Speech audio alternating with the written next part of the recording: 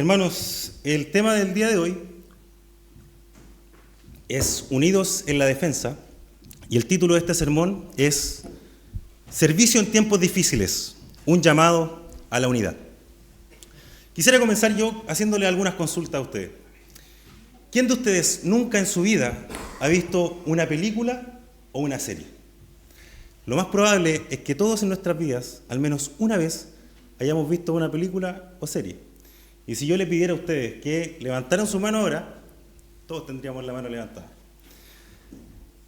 Ahora, si yo les pregunto, ¿quién ha visto una película animada de monitos que se llama Ratatouille? Lo más probable es que no todos la hayan visto. Y ahí, si yo les pido que levantemos la mano, solamente algunos tendrían la mano levantada. Pero para quienes no la han visto, les voy a comentar un poquito sobre la película. Ratatouille cuenta la historia de Remy, un ratoncito que sueña con ser chef en París. Se asocia en secreto con Linguini, un joven sin talento culinario, y juntos sorprenden a todos con sus platos en el restaurante. Cuando el temido crítico que venía a evaluar este restaurante, Anton Ego, prueba la ratatouille, que es el plato que le da el nombre a la película, preparada por Remy, tiene un emotivo flashback de su infancia, recordando cómo su madre le preparaba este plato con cariño, y a causa de ese recuerdo le da una muy buena evaluación al restaurante. Y ahora usted dirá, ¿qué tiene que ver Ratatouille con el texto que leímos hoy día en Nehemías? La verdad y la respuesta es que Ratatouille no tiene que ver nada. Pero hay un recurso que mencioné, que es importante, y ese recurso tiene que ver, que es el flashback que tiene Anton Ego cuando prueba el plato y recuerda a su familia, recuerda a su mamá, recuerda a su niñez, y a causa de eso le da una buena evaluación al restaurante. Un flashback, según Google, se refiere a una interpretación, a una interrupción en la secuencia cronológica de la historia, como en cine, literatura o narración, para mostrar eventos del pasado que son relevantes para el presente. Esa es la definición de Google. Y si usted piensa en su película favorita o serie favorita, lo más probable es que en algún momento esta serie o película use este recurso del flashback. Este recurso que ayuda a recordar algún recuerdo del pasado, valga la redundancia, de algún personaje principal, y este recuerdo viene a enriquecer la historia. ¿Ok? Y de nuevo la pregunta que salta es, ¿qué tiene que ver el tema del flashback con Nehemías 4, del 15 al 23? Y para responder a este interrogante, vamos a ver algunas cosas que hemos visto hasta aquí de Nehemías, ya del libro de Nehemías. Recordemos que estamos en el capítulo 4 según el texto que leímos hoy, pero vamos a recordar de atrás del 1 al 3. Recordemos que Nehemías era un judío que trabajaba en el imperio persa para el rey Artajerjes. Él era el copero del rey. Y en un momento de la historia, Nehemías se entera de que la reconstrucción de los muros en Jerusalén estaba pésimo, estaba mal. El pueblo estaba mal y la obra estaba mal. Y por causa de esto, Nehemías se entristece mucho y se ve muy afectado. Pero luego él encuentra el favor de Artajerjes para poder ir a trabajar a Jerusalén y ser parte de la reconstrucción. Y el rey, como encuentra el favor de él, lo envía con salvoconductos para que llegue a este lugar, lo envía con una guardia completa para que lo cuide en el viaje, y también lo envía con muchos recursos para la reconstrucción del templo. Luego, Nehemías llega a Jerusalén, revisa en qué condiciones está la obra y procede a animar al pueblo judío a trabajar. Y el pueblo se anima y comienzan a trabajar en la obra. Y a causa de esto, los gobernantes que estaban alrededor de Jerusalén no estaban contentos, porque la obra del Señor estaba avanzando. El diablo no estaba contento. Los puntos que vimos recién, que fue un breve resumen de los capítulos 1 y 2 de Nehemías, ahora esos puntos que tocamos recién son del capítulo 1 y 2.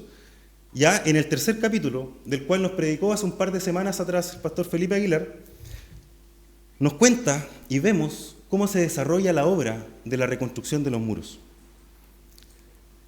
Y esto es importante, que en el capítulo 3 no solamente vemos cómo se desarrolla, en el capítulo 3 se termina la obra de reconstrucción.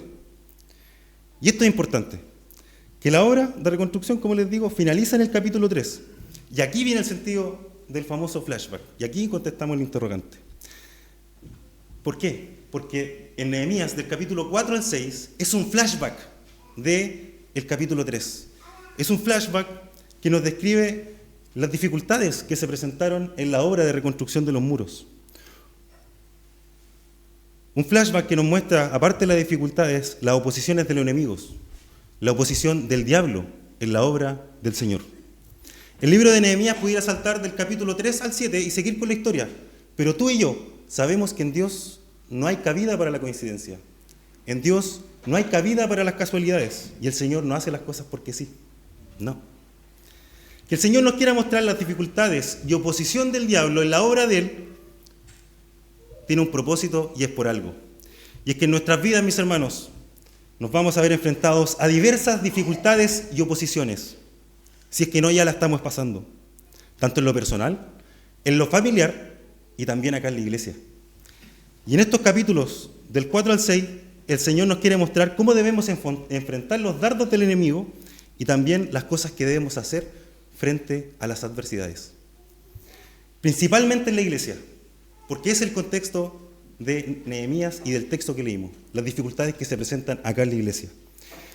Y teniendo esto en mente, vamos a pasar al primer punto de este sermón, que se encuentra en Nehemías 4, versículo 15. Le voy a pedir que mantenga su Biblia abierta para que después vamos siguiendo y desarrollando los puntos. Este primer punto lo titulé Dios dirige a su pueblo para que sirva. Y dice así el texto. Sucedió que nuestros enemigos se enteraron que conocíamos sus propósitos y que Dios había desbaratado sus planes. Entonces todos nosotros volvimos a la muralla, cada uno a su trabajo. Por la predicación del domingo anterior, sabemos que ante el trabajo de los muros, ante el trabajo de la reconstrucción de los muros en Israel, los gobernantes que estaban alrededor de la ciudad de Jerusalén no estaban contentos. Y el mismo diablo no estaba contento. Eso es lo que vimos en la predicación del domingo pasado. Y al ver que la obra tenía un buen avance y que sus burlas y palabras no fueron suficientes para detener la obra, estos enemigos conspiraron con atacar a Israel. Pero estos planes fueron descubiertos por algunos judíos que vivían alrededor de la ciudad y los escucharon sobre esta conspiración. Y después, estos mismos judíos vienen ante el líder de la obra del Señor, que en ese entonces era Nehemías. Y aquí podemos ver algo muy importante, que Nehemías entendía lo siguiente: que el Señor es quien usa a las personas. El Señor es quien usa a sus hijos para cumplir sus propósitos. Él nos dirige al servicio. En el versículo que acabamos de leer nos dice: los judíos que estaban alrededor de la ciudad escucharon los planes enemigos y los judíos desbarataron los planes de los enemigos. O tampoco dice: Nehemías al escuchar los planes enemigos y al actuar, Nehemías desbarató los planes de los enemigos. El texto dice que el Señor desbarató los planes de los enemigos. Nosotros muchas veces creemos que las cosas salen bien a causa de nosotros mismos. Que cuando tomas decisiones y estas salen bien, es por ti. Que cuando te enfrentas a alguna adversidad y prueba en tu vida y luego sales victorioso de ella, es por tus acciones y por tus esfuerzos. Que cuando estás haciendo algún trabajo acá en la iglesia y ese es prosperado, es por ti. Pero el texto nos muestra totalmente lo contrario. Que fue Dios quien usó a los judíos para desbaratar los planes. Que fue Dios quien usó a Nehemías para realizar acciones en contra de los planes enemigos. Y de la misma manera, Dios nos usa a nosotros para cumplir sus propósitos. Leamos lo que nos dice Efesios 2, versículo 10. Porque somos hechura suya, creados en Cristo Jesús para hacer buenas obras, las cuales Dios preparó de antemano para que anduviéramos en ella. Por tanto, hermanos míos, no olvidemos que si alguna obra buena tenemos, si alguna buena decisión tomamos, es por el Señor.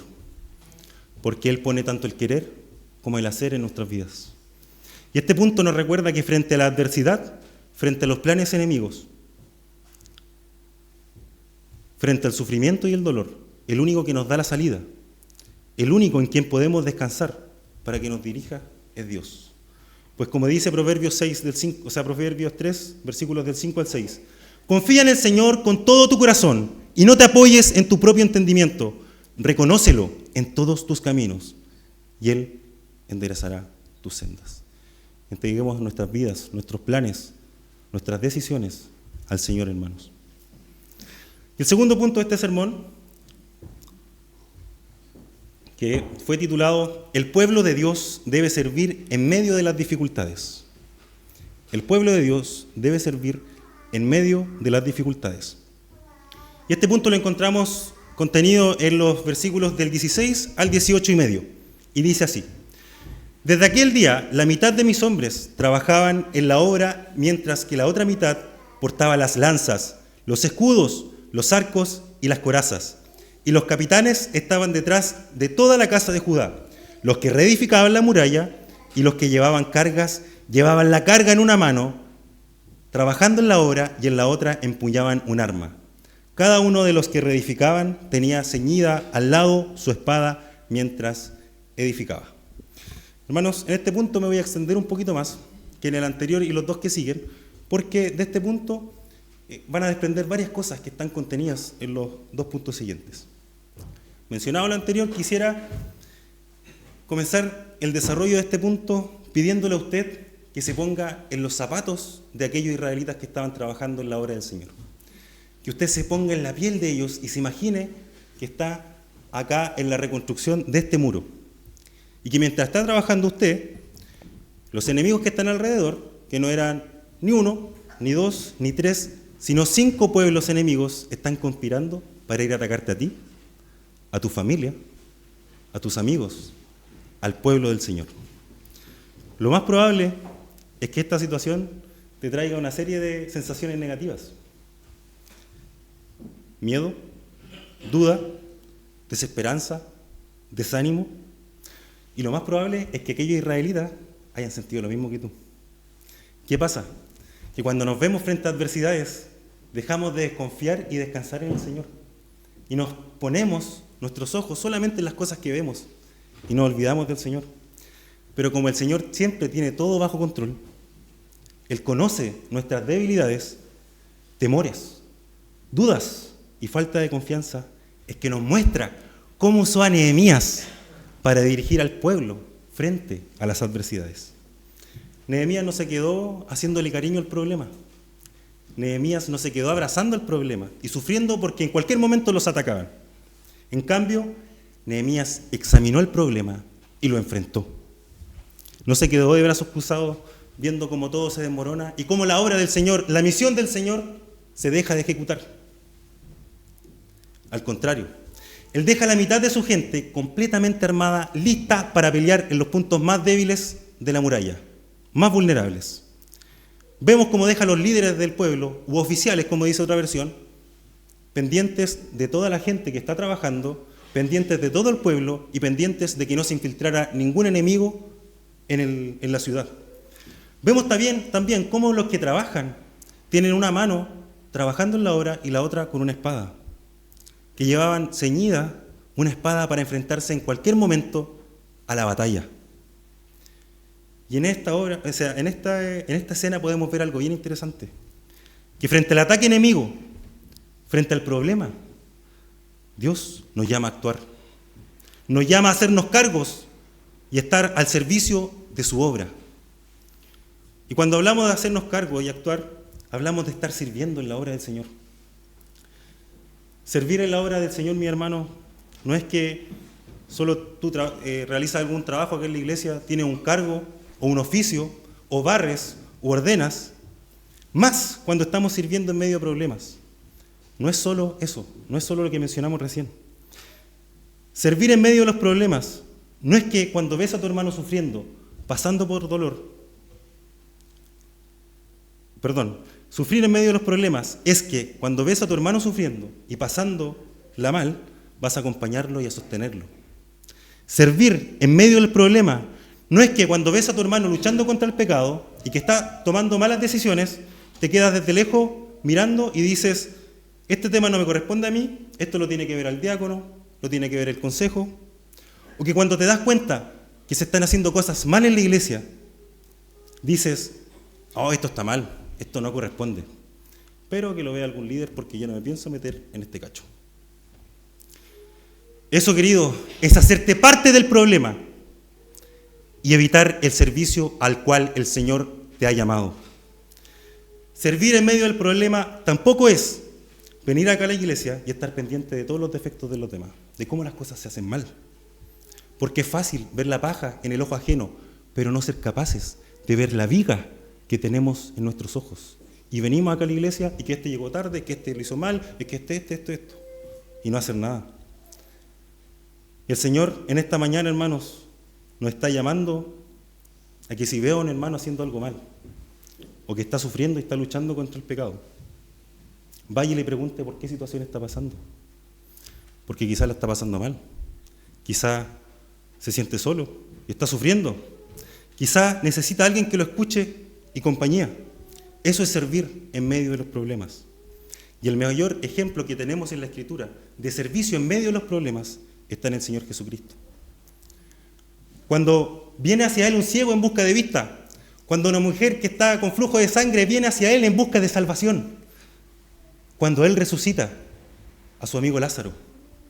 Y el mayor acto de servicio en medio del problema que nos debiera constreñir, quebrar, que vemos en el Señor, es Él entregándose en la cruz por nuestros pecados. El santo y justo Hijo de Dios, haciéndose pecado por ti, muriendo en la cruz por ti y resucitando al tercer día, venciendo el problema del pecado y la muerte y siendo elevado a los cielos y estando a la diestra del Padre, intercediendo por nosotros ahora.